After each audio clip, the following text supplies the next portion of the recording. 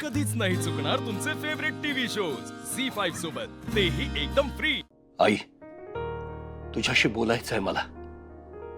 मनातलं तुला सांगितल्याशिवाय मला बरं वाटणार नाही। सगळं सांगणार आहे मी तुला आज, माझ्या मनातलं। शेवटचं बोलायचंय मला तुझ्याशी। नाही सहन होतंय मला। माझी चारू गेली आणि माझं आयुष्यच बदललं सगळं। का केलंस असं आई? असं का केलंस तू? का खेळलीस माझ्याशी? ज्या एका स्त्रीवर मी मनापासून प्रेम केलं, तिला इतक्या लवकर माझ्यापासून दूर नेलंस। अजून किती काय काय बघायचं होतं तिला, आम्हाला। ती गेली आणि आयुष्यात जी पोकळी निर्माण झाली ना, ती आजपर्यंत भरून आली नाही। फक्त अधिपतीसाठी मी तिच्यासारख्या दिसणाऱ्या त्या भुवनेश्वरीला मी माझ्या घरात ठेवून घेतलं, पण त्यामुळे चारूची उणीव आणखीच जाणवायला लागली मला। मी विचार केला होता की हळूहळू अधिपतीला त्याच्या आईच्या दुःखातून बाहेर काढायचं, त्याला सगळं खरं सांगायचं, आणि ती भुवनेश्वरी तिचं काम संपलं की निघून जाईल आपोआप। पण सगळं विस्कटलं आहे। अधिपती तिच्या पूर्ण कह्यात गेला आणि ती या घराला विटोळ घालून बसली। माझ्या विरुद्ध कारस्थानं केली, मला आजारी पाडलं, अपंग करून टाकलं तिनं मला। काहीच करू शकलो नाही मी। आणि या सगळ्यामध्ये माझ्या अधिपतीला माझ्यापासून दूर घेऊन गेली, ती खूप दूर घेऊन गेली। हे सगळं जे मनात साचलं होतं ना, त्याचा राग त्या दिवशी निघाला आणि म्हणून मी त्या बाईला या घराबाहेर काढलं। तिला घरातून बाहेर काढलं आणि दार लावलं ना, तेव्हा वाटलं होतं की आता बस, आता माझं घर पुन्हा पहिल्यासारखं होईल, माझं होईल।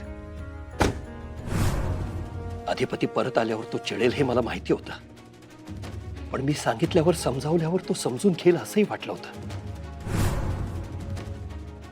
पण आई, तो माझं ऐकूनच घ्यायला तयार नाही, माझ्याशी एक शब्द बोलायला तयार नाही। मला विलन केलंय त्यानं।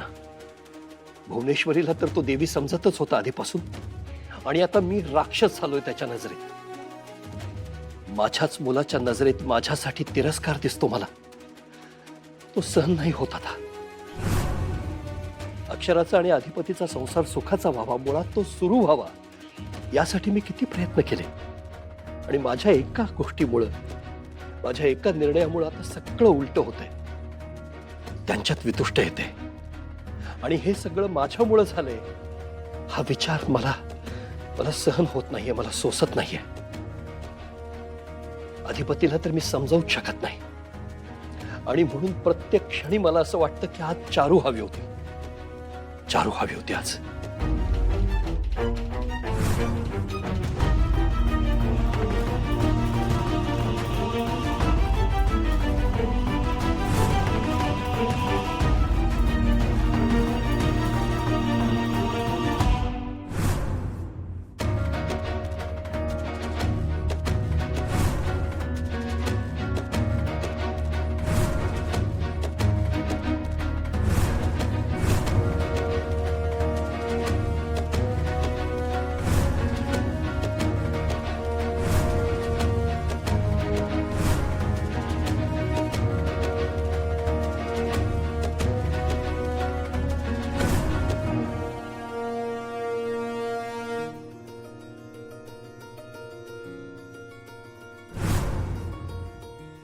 सॉरी, मी भरते सगळं। नाही नाही, ठीक आहे ठीक आहे। अहो ठीक आहे, हेच ओके। धनाजी काका, मला एक दिसलंच नाही, एकदम ठीक आहे, वाटत ठीक आहे। असेल असं काही। धनाजी काका, हे हे हे आवरून घ्या ना please। मॅडम तुम्ही आत या, आत आत या। शांताताई, बसा ना मॅडम, पाणी आणा ना प्लीज।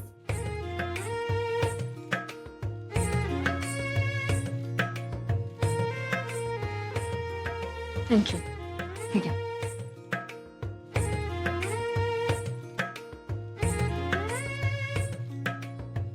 ताई, थँक्यू थँक्यू। तुम्ही बसा मॅडम, बसा। हो। मी आलेच हा।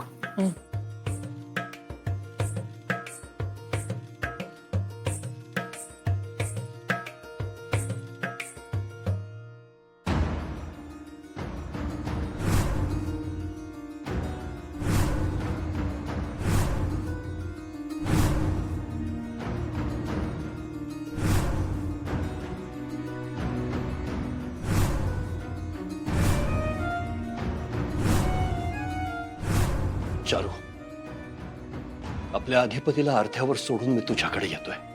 मी हारलोय. आता ही माफी सुद्धा तुझ्याकडे येऊन तुझ्या समोर मागेन.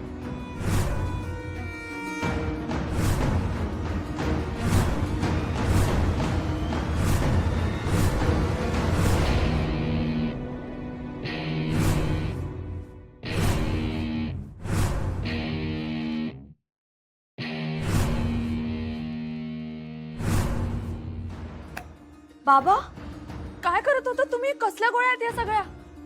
तू का आलीस इथं अक्षरा? का आलीस तू? अक्षरा, मला माफ कर. मला माफ कर. माझ्याकडे जगायचं एकही कारण नाहीये आता, आणि मला इच्छा नाहीये जगायची. बाबा असं का बोलताय तुम्ही? हे काय बोलताय तुम्ही? तुम्ही आता बरे होताय बाबा, सावरलाय एवढ्या मोठ्या आजारातून, घराला सावरताय. तुम्ही अधिपतींचा विचार केला नाही, त्या घराचा विचार केला नाही, आणि एवढं सगळं तुमच्या मनात चाललं होतं इतके दिवस, तर माझ्याशी बोलला का नाही? एका शब्दाने बोलला नाही माझ्याशी बाबा. आता चांगला पॉझिटिव्ह विचार करायचा, तर हे काय आहे? हे सगळं काय करताय तुम्ही? हे जगायची इच्छा नाहीये मला. बाबा हो, काय बोलताय हे? तुमच्या मनात हे एवढं सगळं चाललंय, इतके दिवस तुम्ही माझ्याशी का नाही बोललात? मला एका शब्दाने सांगितलं नाही तुम्ही बाबा. मुलगी मानता ना मला? हे काय विचार करताय बाबा? तुम्ही आता बरे होताय, इतक्या मोठ्या आजारपणातनं तुम्ही सावरताय, घराला सावरताय. आता छान पॉझिटिव्ह विचार करायचं, तर हे काय आहे सगळं बाबा? असं का करताय तुम्ही? का चुकीचा विचार करताय? अक्षरा, काय चुकीचं काय बरोबर मला कळत नाहीये. मला नाही कळत आहे. मी जर काहीच करू शकत नाहीये तर मी का जगू? काय काय चांगलं होतंय माझ्या हातून? काय भलं घडतंय माझ्या बाबतीत? माझा सख्खा मुलगा माझ्याकडे तिरस्काराने बघतो, हाडतूड करतो मला. माझ्या चारूला जी काही प्रॉमिसेस केली होती त्यातलं एक पाळू शकलो नाहीये मी. तू माझ्यासाठी एवढं सगळं केलंस. आजारी खितपत पडलेला मला तू बरं केलंस, चालता फिरता केलंस, आणि मी काय केलं? तुझा सुरू झालेला संसार माझ्यामुळे मोडायला लागलाय. हे सगळं ओझं मला सहन होणार नाहीये बाळा. मला जाऊ दे. मला जाऊ दे. मी जे काही केलं ना त्याने मी जगण्याचा अधिकार गमावून बसलोय. आता मला फक्त माझ्या चारूकडे जायचंय. मला तिला भेटायचंय, तिच्याशी बोलायचंय, बस. तुम्हाला चारुलता मॅडमला भेटायचं ना? हो. चला.